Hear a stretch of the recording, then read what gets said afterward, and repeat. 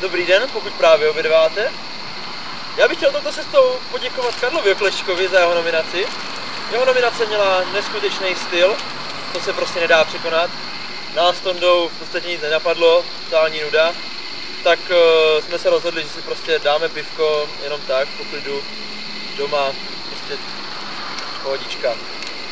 Takže ještě jednou díky Kájo Oklešťku, no a já bych chtěl touto cestou teda nominovat další 3 lidi. Čiže prvním je Lukas Herman do Prahy, druhým je Roman Seltenreich do Brušperku, no a třetím posílám nominaci přímo do Švýcarska Hugovi Markézovi. Takže pánové, pochlapte se a na zdraví, no. Někdo nerobinoval, tak si dám tady svůj pentilo jenom tak. Na zdraví. Na zdraví, kurva.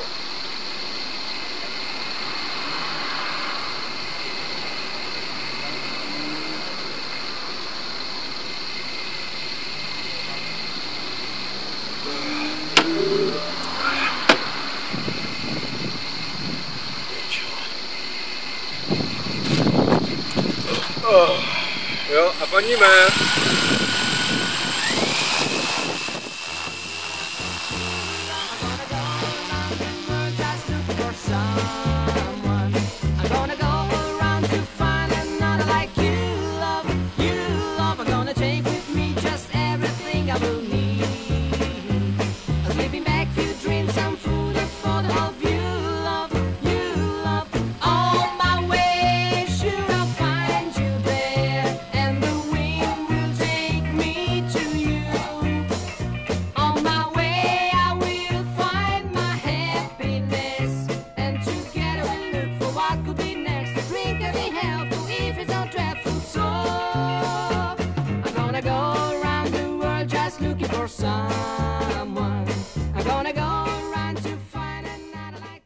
Takže Kájo, tvoje nominace.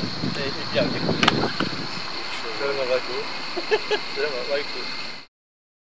Já bych chtěl touto cestou poděkovat Karlovi Oklešťkovi za jeho nominaci.